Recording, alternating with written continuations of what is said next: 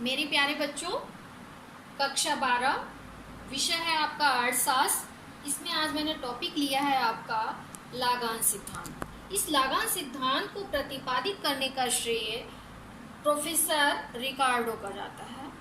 Professor रिकार्डो ने लागान सिद्धांत के ऊपर अपने विचार और सिद्धांत का प्रतिपादन किया। उन्होंने लागान सिद्धांत के अंतर्गत कृषि के ऊपर, भूमि के ऊपर जो लागान प्राप्त होता है भूस्वामी को, उसको अपने शब्दों में इस प्रकार व्यक्त किया है। रिकार्डो का लागान सिद्धांत, जैसा कि हम सब जानते हैं, भूमि की मौलिक और अविनाशी शक्तियों के प्रयोग के बदले में भूस्वामी को जो प्राप्त होता है उसे हम क्या कहते हैं? लागान।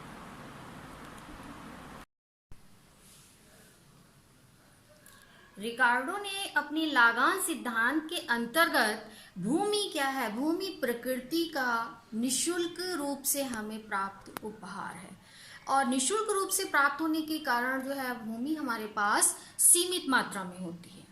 भूमि सीमित मात्रा में है, ये एक मुख्य बिंदु है। और भूमि की उर्वरा शक्ति में लगातार परिवर्तन होता रहता है। जैसे जैसे हम उस पर कृषि कार्य करते हैं उसकी उर्वरा शक्ति धीरे धीरे कम होती जाती है, इसलिए हमें उस पर रासायनिक खादों का भी उपयोग करना पड़ता है। और कृषि में क्या है? कृषि में प्रतिफल का नियम, क्रमागत प्रतिफल का नियम लागू होता है, यानी घटते और प्रतिफल का नियम लागू होता है। उसमें क्या है? क्रमागत उत्पत्ति ह्रास नियम। जैसे जैसे आप किसी भूमि के टुकड़े के ऊपर कृषि करते जाते हैं उसकी उर्वरा शक्ति धीरे धीरे कम होती जाती है। इसी प्रकार से उन्होंने भूमि की 4 श्रेणियां बताई हैं। ए श्रेणी की भूमि सबसे ज्यादा उपजाऊ है, बी श्रेणी की उससे कम उपजाऊ है, सी श्रेणी की उससे कम उपजाऊ है, और डी श्रेणी की भूमि आपकी क्या हो गई है? सीमांत भूमि हो गई है, यानी ये हमारी अंतिम भूमि है। इससे हमें कोई भी लागान प्राप्त नहीं हो रहा है। ए श्रेणी, मान लीजिए जो भूमि की श्रेणी सबसे ज्यादा उपजाऊ टुकड़ा है उसके ऊपर कृषि कार्य किया जाता है, तो तालिका के द्वारा, अब हम तालिका के द्वारा इसका स्पष्टीकरण कर रहे हैं। पहले कॉलम में हमने, फर्स्ट कॉलम में लिया है भूमि की श्रेणियां ए बी सी डी, 4 हमने प्रकार ले लिए हैं।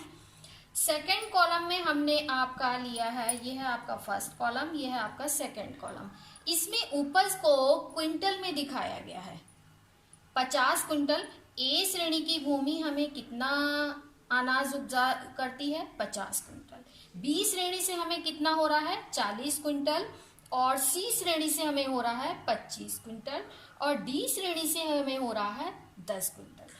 अब हमें लागान उपज के रूप में, लागान हमें उपज के रूप में 50, अब हमने उपज के रूप में कितना? 10 लिया है, तो 50 से आप माइनस कर देंगे 10, तो आपको लागान जो है उपज के रूप में कितनी? 40 प्राप्त हो रही है। ऐसे ही जब 40 से आप 10 माइनस कर देंगे, 10 माइनस कर देंगे, तो कितना आपका? 30 हो जाएगा। और 25 से आप 10 माइनस कर देंगे तो आपका कितना हो जाएगा? 15 हो जाएगा। और 10 से आप 10 माइनस करेंगे तो आपका 0 हो जाएगा। तो ये एरिया आपका कौन सा है? आधी सीमांत भूमि। क्या है आपका? आधी सीमांत भूमि। और जो आपका डी श्रेणी की भूमि है ये आपकी कौन सी हो गई है? सीमांत भूमि। ठीक है। अब कुल लागत चारों श्रेणियों पे एक ही इक्वल लगाई गई है। 100 रुपीज आपके लगाए गए हैं, इसको रुपए में व्यक्त किया गया। अब लागान जो हमें है वो मुद्रा के रूप में कैसे प्राप्त हो रहा है? जब आपने फसल की बिक्री की है तो ए श्रेणी की भूमि आपकी जो 50 क्विंटल आपका दे रही थी उससे आपको 500 रुपये प्राप्त हुए हैं। 100 आपने लागत लगाई थी तो माइनस कर दिए, तो आपको कितने? 400 रुपये। ठीक है।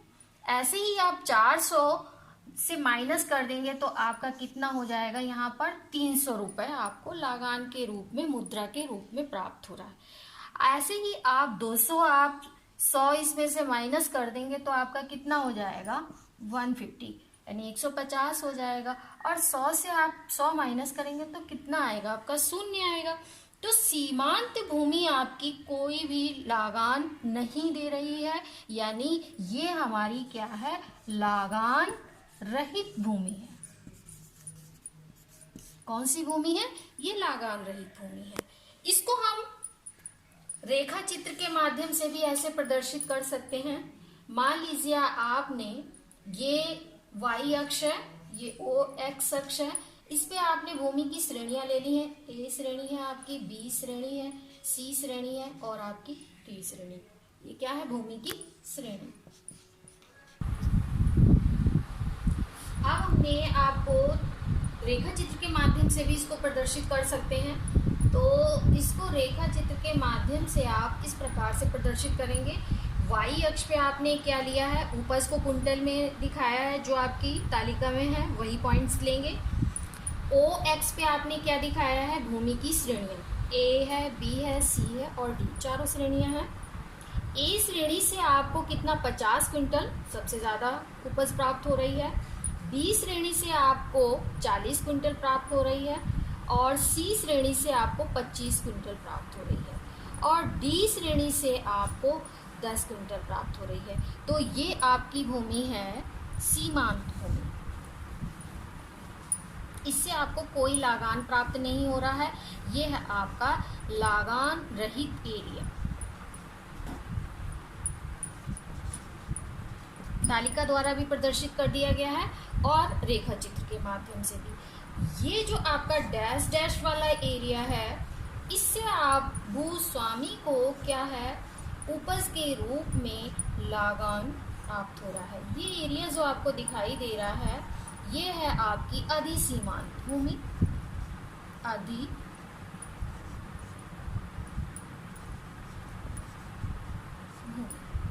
ये है आपका लागान के रूप, मुद्रा के रूप में जो लागान प्राप्त हो रहा है, ये आपका ये चीज प्रदर्शित कर रही है। और ये एरिया आपका जो है डी श्रेणी, ये आपका कोई भी लागान प्राप्त नहीं हो रहा है।